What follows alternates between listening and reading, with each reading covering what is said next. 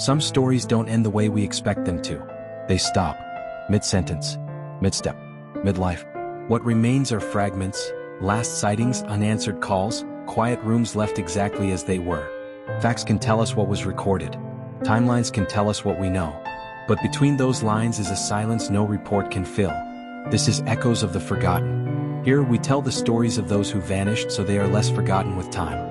We follow the evidence where it leads, honor the truth where it stands, and, when the record falls silent, we carefully explore what might have happened.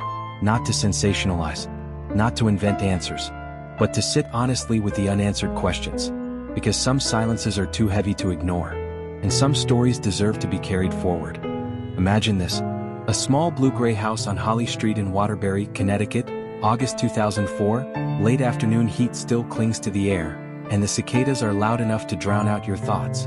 Inside that house, a German shepherd named Harley pads from room to room. His nails click against the kitchen linoleum, pause by the door, then circle back toward the window. Outside, nothing, no truck engine, no familiar footsteps, no voice calling his name. Harley waits through one night, then another, the water bowl goes dry, and the food dish stays empty. 3 days later, Billy Smolinski's family unlocks the front door. The air is thick, sour with dog breath and heat. Harley's ribs show. The house looks frozen, wallet on the table, keys by the sink, truck parked out front as if its owner just stepped inside for a minute. Only he never did. That's where our story begins, with a dog who wouldn't leave the door, and a man who vanished into thin air. Because before we can talk about suspects, or theories, or laws that bear his name, we have to start here, in the silence he left behind. Before Billy Smolinski became a headline, he was just Billy, the kind of man who'd stop to fix your flat tire on the way home from work, even if it meant showing up late to dinner. He was blue-collar through and through, working 2 jobs, an HVAC apprentice by day and a tow truck driver by night. He didn't mind grease under his nails or a long day on the road if it meant the bills were paid. That steady work ethic bought the little house on Harley Street, a fixer-upper with peeling paint and a half-finished porch that he was slowly turning into a home. He was sanding, painting, and patching drywall, taking the kind of slow, steady pride in the work that changes a house into a life. And then there was Harley, his shadow, his roommate, his best friend. Folks around Waterbury still remember seeing them at the gas station, the big German shepherd's head hanging out the passenger window, tongue flapping, Billy laughing like he didn't have a care in the world. He wasn't rich, he wasn't famous, he didn't have enemies, he had a dog, a truck, a family who loved him, and a life that made sense. That's the part that haunts people. Billy Smolinski wasn't the kind of man who disappeared. He was the kind who always came home. August 24, 2004. It should have been just an ordinary Tuesday in Waterbury, Connecticut. That afternoon, Billy walked next door to talk to his neighbor, Samsy. He told Sam he was taking off for a few days, heading up north to look at a car. It was a casual side hustle, the kind of plan that made perfect sense for a guy who liked engines and a long drive. But here's where the sense stops. Billy didn't pack a bag, he didn't take his wallet, he didn't even grab his phone or the truck he drove everywhere. He just said the words, "a few days," and vanished. Sam expected Billy back that weekend, but as days stretched into a week, and Harley started howling, Sam finally called Billy's parents. They opened the front door to a scene utterly frozen in time. Tools spread out from a half-finished repair job, the TV remote on the arm of the chair, the wallet, the truck keys, his work boots. Everything was exactly where he'd left it, only the dog was disturbed. It was clear something had gone terribly wrong. Billy Smolinski hadn't gone anywhere. That was the last day anyone saw him. And the first day his family stopped sleeping through the night. Every story like this, the kind that ends in silence, starts with tension you can't quite see until it breaks. For Billy Smolinski, that tension had a name, Madeline Gleason. She was older than Billy, in her early 40s, confident, magnetic, with the kind of charm that could talk its way into any room. They had been together on and off for about a year. Neighbors said they argued sometimes, but nothing that seemed dangerous. Until Billy found out she'd been seeing someone else. That someone else was Christian S. Sorensen, a married man, a local politician, well known in nearby Woodbridge. When Billy learned about the affair, the betrayal didn't sit quietly in his chest. People who knew Billy say he wasn't the jealous type, but he was proud. Betrayal is the kind of wound that makes a man do something impulsive, something he thinks will give him closure. So he confronted her, told her he knew, told her it was over. Friends remember him saying he was done with her games. But there's an edge in the way those words land, isn't there? Because it's one thing to break up, it's another thing entirely to threaten the comfort of people who have something to lose. That was the last week anyone saw Billy alive. Suddenly, this quiet, ordinary man, the one who loved his dog and fixed his own drywall, had stepped into the center of a volatile love triangle. And somewhere inside that triangle, something snapped, leaving behind only silence. After that argument, things changed fast. Billy told a few friends he was furious, not heartbroken exactly, just done. He said he was going to get his truck back from her, and had a few things to take care of. Nobody realized those would be some of the last words he ever shared. The next day, a neighbor saw Billy outside, leaning on his fence. He looked distracted, the way someone looks when they're rehearsing a conversation in their head. Later that afternoon, he told Sam, "Watch Harley for a few days." 3 days, he said, just 3. And then he was gone. It's such a small window, those few hours when everything vanished. No one saw him leave, no one heard an argument, no one saw a strange car pull up or a door slam shut. He was there, and then he wasn't. When his mother, Janice, walked into the house later that week, the air felt wrong. You know that sense, when a place has been waiting too long for someone to come home. The TV remote still sat where he'd left it. The mail was stacked on the counter, and Harley, weak, trembling, his tail thumping once when she called his name. Billy didn't pack, he didn't run, he disappeared. By the time anyone realized something terrible had happened, the trail was already cold. When Billy's mother, Janice, unlocked his front door, she expected to find him home. Maybe tired, maybe angry, maybe just needing space. What she found was silence. The house smelled of stale air and heat. The living room was exactly how he'd left it. TV remote on the arm of the chair, half-drunk soda can on the table, phone charger dangling from the wall. Nothing disturbed, no sign of struggle, no sign of life. And then she saw Harley. The dog that never left Billy's side was lying by the door, ribs showing, eyes sunken and glassy. He'd been waiting, faithful, even as the days stretched into near starvation. Janice dropped to her knees. She didn't need a detective or a theory. A mother knows. She knew in that instant her son wasn't coming back to that house. His truck sat in the driveway, keys inside. His wallet was on the counter.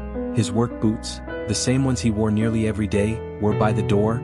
No adult walks away from a life arranged like that. When she called the police, she expected urgency, a search, an alert, something, but what she got was a shrug. "He's 31, they said. Maybe he just needed a break." But Janice knew better. She knew the house wasn't empty, it was abandoned. That moment, that single dismissal, would come to define everything that followed. Because the fight to find Billy Smolinski didn't start in the woods or on a map. It started right there in his mother's voice, when she refused to accept that her son had simply walked away. When Janice S. Smolinski called police to report her son missing, she expected urgency. But urgency never came. The responding officer told her what families of missing adults hear far too often. "He's a grown man, he can leave if he wants."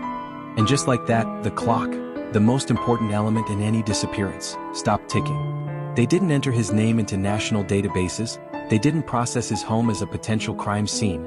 No one dusted for prints, checked phone records, or canvassed the neighborhood beyond a few doors. Days became weeks, and by the time anyone thought to look, whatever clues might have existed were gone. For Janice S. and her daughter Paula, the waiting turned into investigation. They printed flyers, called hospitals, morgues, and shelters. Anywhere a lost man might be found, they begged for help, but without police treating it as a crime, no one had the authority to dig deeper. Then came the questions, the kind that wound instead of help. Was he depressed? Having trouble at work? Maybe he just needed space. Billy Smolinski's name wasn't added to national databases until a year later. A year, by then any physical evidence was long gone. That single failure to act changed everything. If investigators had searched that house, processed that truck, followed those first leads, maybe the story would have ended differently, but they didn't. And by the time the truth mattered, the opportunity to find it had already vanished. As the weeks turned to months, the question shifted from where Billy was, to who might have wanted him gone. At the center of that question stood Madeline Gleason, Billy's former girlfriend, the woman he'd loved, fought with, and left right before he disappeared. She denied knowing anything, claiming they'd broken up and she'd moved on. But she hadn't really moved on. She was still entangled with Christian Sorensen, the married town selectman, polished, well-connected, a man who had every reason to avoid scandal. Everyone in that circle knew about the affair. When Billy found out, people say he was angry. When Christian found out Billy was angry, well, that's when things get complicated. Then there was Sean Karpiuk, Madeline's son, mid-20s, known around town, known to police for small drug charges. He was protective of his mother. Maybe too protective. Rumors, the kind that stick where truth can't get traction, suggested Billy and Sean had words before Billy vanished. A year after Billy disappeared, Sean overdosed on heroin. Another young life gone, another voice silenced. And with him, any chance of knowing what he might have seen, or done, went into the ground too. It's the kind of circle where everyone's connected by something fragile. Secrets, pride, guilt, where everyone swears they don't know anything, and yet somehow, everyone's story keeps changing. Was it jealousy? Fear? A moment of rage? No one can say for sure. But one thing's certain, Billy's name stopped being a missing person report and started becoming a whisper, the kind that lives in small-town bars and backyards long after dark. 4 years passed, no body, no answers, just theories and dead ends. Then, suddenly, a name, Chad Hansen. He was a local man with a criminal record, already tangled in the system for theft and drugs.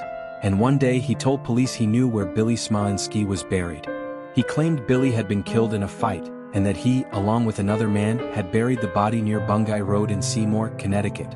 He even provided chilling details. The body was wrapped in carpet, he said, and he could lead them to it. When investigators asked who the other man was, he named Sean P.I.T.A, Madeleine Gleason's dead son. It sounded believable, too believable. The FBI came in. They brought cadaver dogs, heavy equipment, and search teams. The woods were cordoned off, cameras rolling, reporters waiting at the tree line. They dug for days, found animal bones, trash, rusted tools, but no Billy.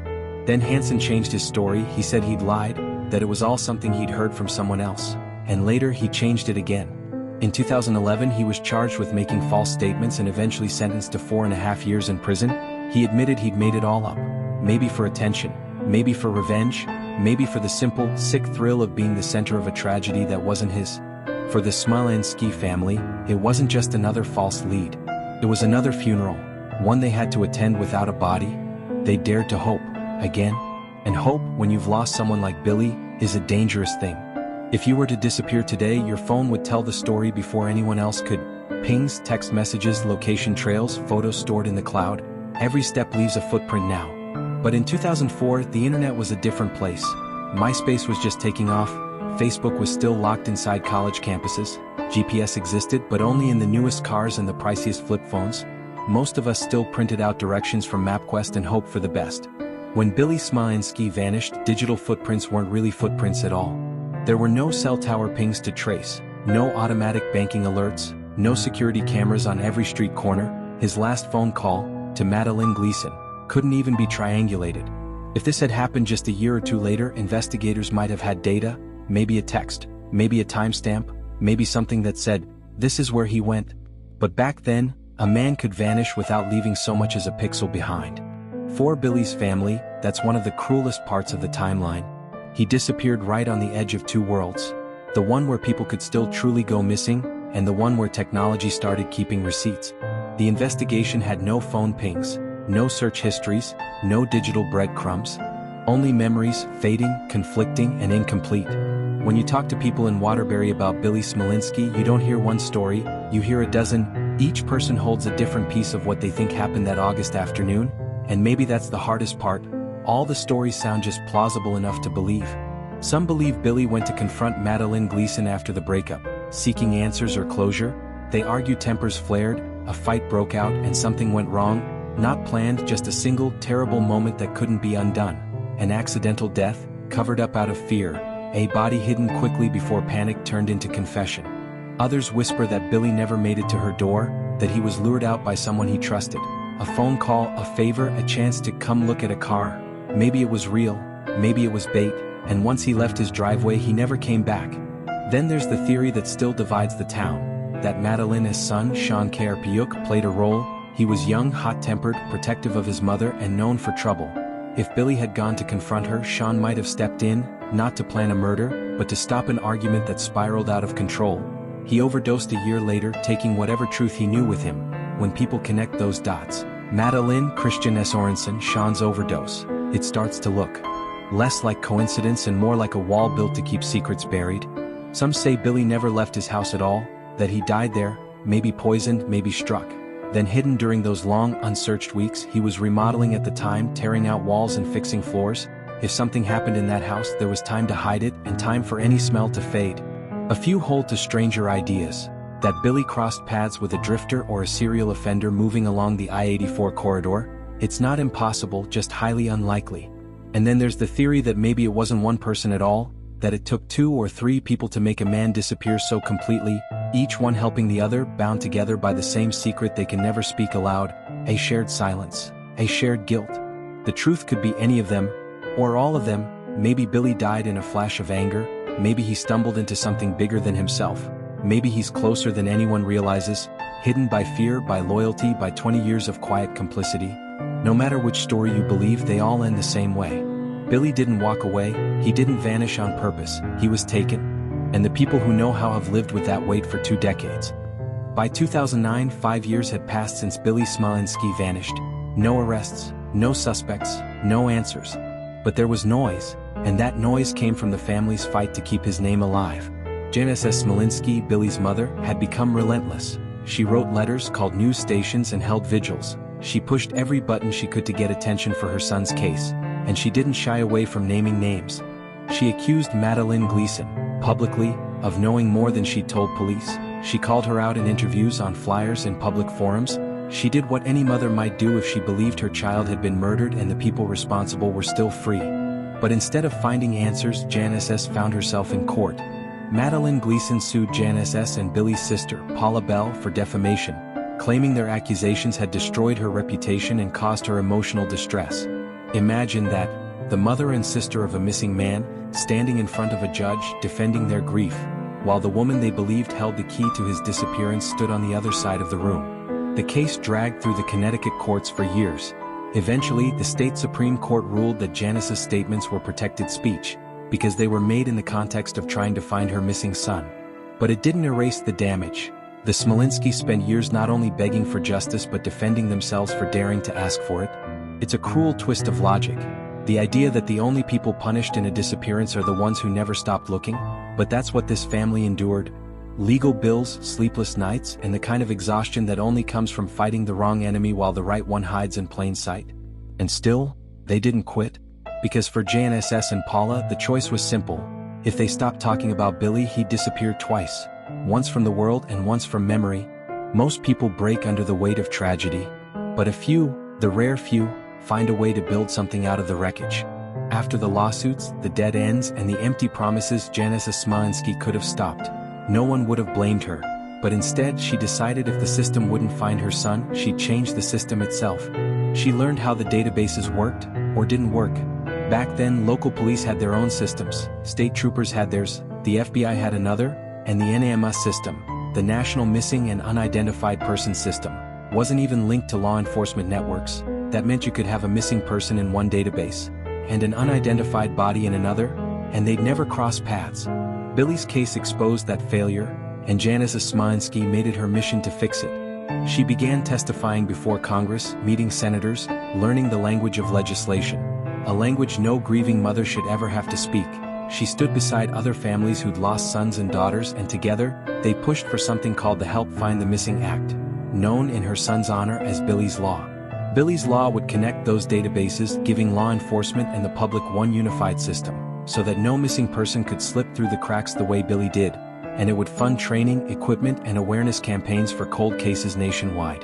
It took years, bills died in committee, support rose and fell, but Janice S. kept showing up.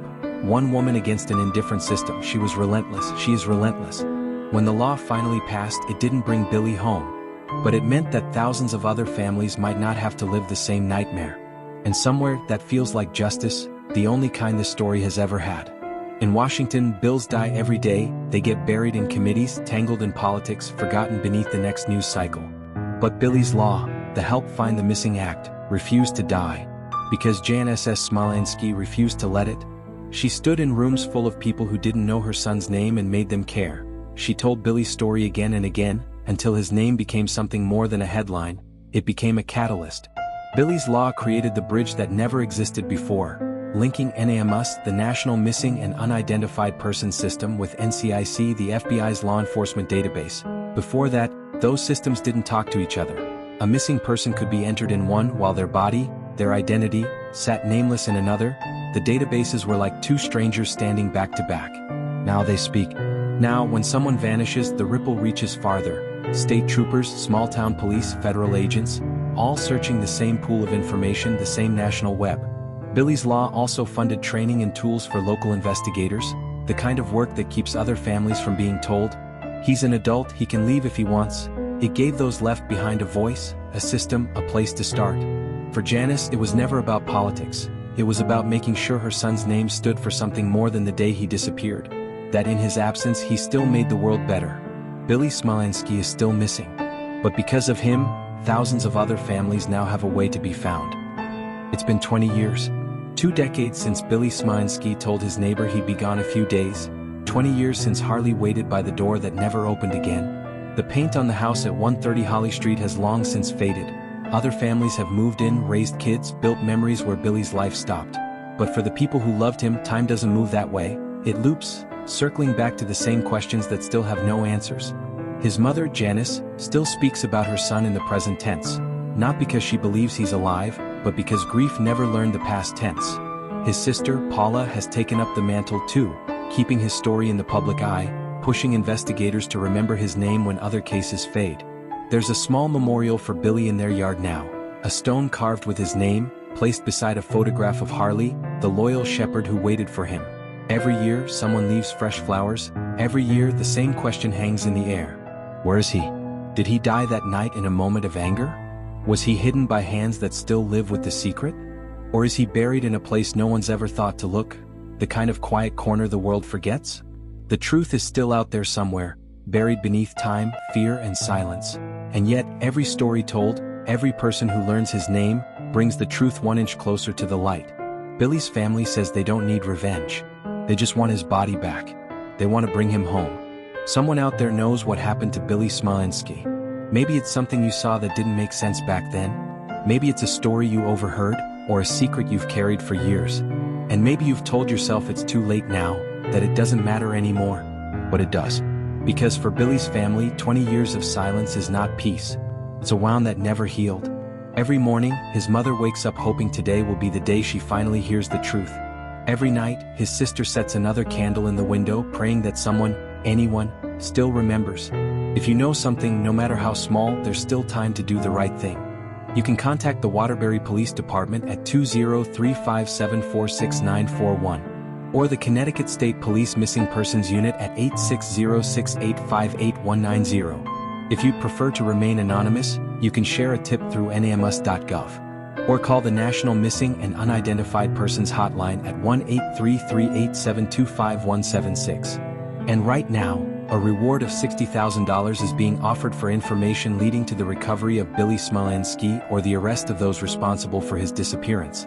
That's 60,000 reasons, beyond conscience and compassion, to finally break the silence. Even after 20 years, the truth is still out there. It's waiting for the one person brave enough to bring it home. For Billy, for his family, for the truth. Every story leaves something behind. A name, a question, an echo. In Echoes of the Forgotten, we don't claim certainty where none exists. We carry the facts as they are, and we hold space for the questions that remain. Because remembering is not the same as solving, and being heard can matter even when answers never come. If this story stayed with you, let it stay a little longer. Speak their name. Sit with the silence. Share the story if it feels right. Until the next echo, they are not forgotten.